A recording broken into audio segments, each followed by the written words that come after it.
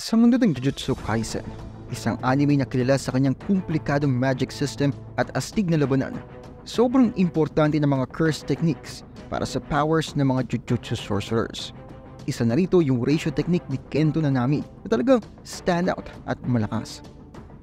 Ang unique ability na ito na ginagamit ang precise na paghati ng targets at pag-target sa mga weak points nila ay pinapakita talaga yung strategic smarts at brute force. Sa pag-explore natin, mas malalaman natin yung mga detalye sa technique na ito, kung papaano ginagamit at ang malaking epekto niya sa mga exciting na labanan sa series. Pero bago pa na ito diskusyon, make sure na i-hit mo yung like button at i-subscribe ang channel ko kung hindi mo pa nagagawa. At kung gusto mong ma-notify sa bawat bagong video ko, ay click that yung bell icon. Malaking tulong yun sa akin at sobrang na-appreciate ko yun. Nagawa mo na? Alright, simulan na natin. Sa exciting na universe ng Jujutsu Kaisen, ang mga sorcerers ay gumagamit ng iba't ibang curse techniques na sumasalamin sa kanilang kakaibang lakas at diskarte. Isa dito ang ratio technique ni Kento Nanami na talaga namang stand out dahil sa sobrang precise at effective niya. Ang core ng technique na ito ay yung pag-divide ng anumang bagay o kalaban sa 10 equal parts, physically man o sa conceptual terms. Ang pinaka-effective part nito ay yung pag-target sa weak point na nasa 7:3 ratio. Pag tinamaan to, sobrang laki ng damage, kaya naman deadly weapon talaga ito ni Nanami. Hindi lang sa physical umiikot ang ratio technique, ito'y simbolo ng intellectual na paraan ni Nanami sa paglaban.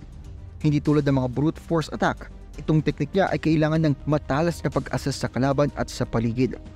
Sa paghati ni Nanami sa space sa paligid ng target niya sa 10 segments, kaya niyang tukuyin yung 7:3 ratio na may 100% accuracy. Hindi lang ito yung paghahanap ng weak spot, tungkol ito sa paggawa ng weak spot.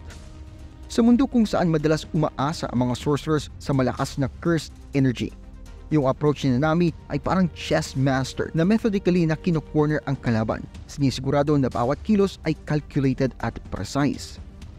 Ang talaga nagpaangat sa ratio technique ay yung versatility nito. Pwedeng-pwede ito gamitin sa kahit anong target, mapa inanimate man yan o animate. Kaya naman sobrang unpredictable at adaptable ito sa iba't ibang sitwasyon. Whether sa paghati ng konkreto para i-reshape ang battlefield o sa pag-target ng vital point ng curse, diverse at effective talaga ang gamit ng technique na ito. Yung adaptability nito ay hindi lang nagpapakita ng tactical value, pero pinapakita rin yung galing at adaptability ni Nanami bilang isang sorcerer. Sa palaging nagbabago-bagong labanan sa Jujutsu Kaisen, lumalabas ang ratio technique hindi lang bilang isang powerful attack, kundi bilang simbolo ng strategic mastery, kung saan ang intellect at precision ang nagwawagi laban sa raw power. Si Kento Nanami na isang veteranong Jujutsu sorcerer ay hindi lang basta may ratio technique, pero kilala rin siya sa exceptional mastery at paggamit nito. Sa pakikipaglaban, calm at analytical ang kanyang demeanor na nagbibigay daan para magamit niya yung technique niya na may hindi matatawarang precision. Itong stoic na sorcerer na kilala sa kanyang pragmatic views ay ginagawang isang display ng strategic brilliance at calculated moves ang bawat senaryo. Yung paggamit ni Nanami ng ratio technique ay parang lesson sa efficiency at adaptability. Sa pakikipaglaban, bihira siyang magpadalos-dalos. Mas pinipili niyang suriin muna yung sitwasyon, timbangin yung lakas at weakness ng kalaban bago siya tumira ng may surgical precision. Yung kanyang ability na mabilis na i-calculate yung 7:3 ratio sa kahit anong target, kahit under pressure, ay patunay ng kanyang mental sharpness at combat experience. Hindi lang ito sa pag-strike ng physical weak points, umaabot ito sa pag-exploit ng situational at environmental vulnerabilities na nagbibigay sa kanya ng chance na mabago ang direksyon ng laban na papabor sa kanya. Isa sa pinakakahanga-hangang parte ng paggamit ni Nanami ng ratio technique ay yung adaptability nito. Ang dali niyang i-adjust ang strategy niya base sa nature at abilities ng kalaban. Kapag ang kalaban ay may mga curses na umaasa sa brute power o bilis, ginagamit ni Nanami ang technique para malusutan at mautakan sila. Tinitira sa mga critical moments nito. Sa mga sitwasyon naman na malaki ang role ng environment, minamanipulate niya ang kapaligiran para makagawa ng advantageous positions na nagpapakita ng kanyang tactical genius. Bukod pa sa paggamit ni Nanami ng technique sa battlefield, ginagamit din niya ito para magturo at mag-guide sa mas bata na sorcerers. Tinuturo niya yung principles nito at hinihikayat sila sa strategic thinking. Yung pagiging mentor niya ay nagpapakita ng mas malalim na parte ng karakter niya.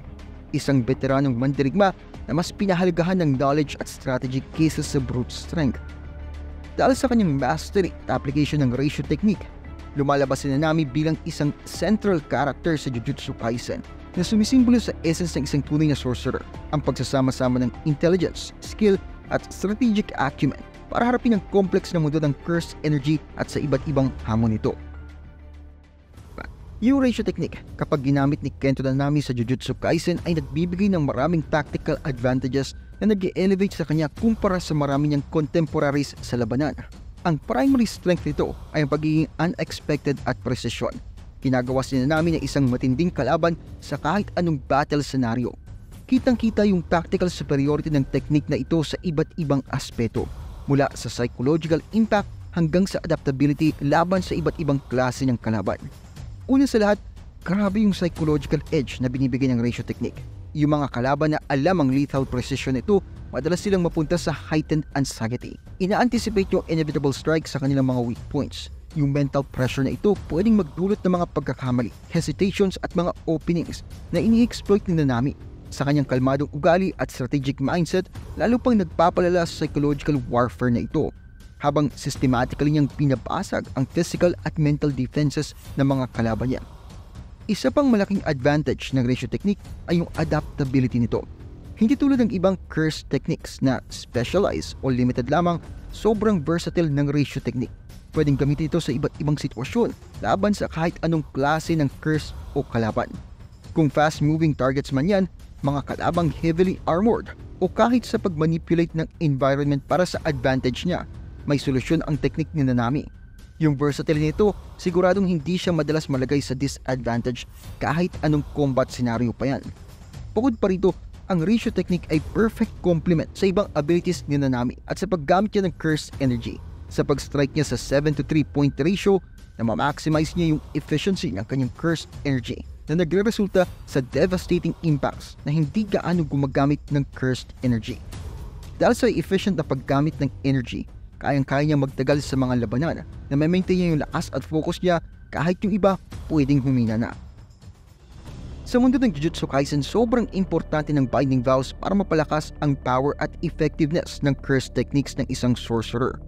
Yung mga vows na ito parang self-imposed restrictions o conditions na nagpapalakas ng sobra sa potency ng isang technique pero may kapalit na limitations. Ang pagmaster ni Kento Nanami sa ratio technique ay closely connected sa pag-intindi niya at sa strategic na paggamit ng binding vows na nagdadala ng kanyang combat prowess sa super high levels.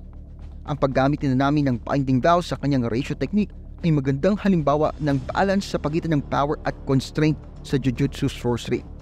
Sa pag-set niya ng specific conditions sa pag-operate ng technique niya, sobrang napapataas yung effectiveness nito. Halimbawa, pwede siya mag-impose ng vow na limitahan yung paggamit ng technique niya sa certain scenarios o laban sa certain types of opponents.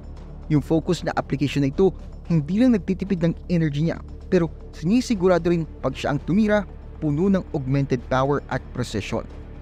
Malaki rin yung psychological impact ng mga vows na ito.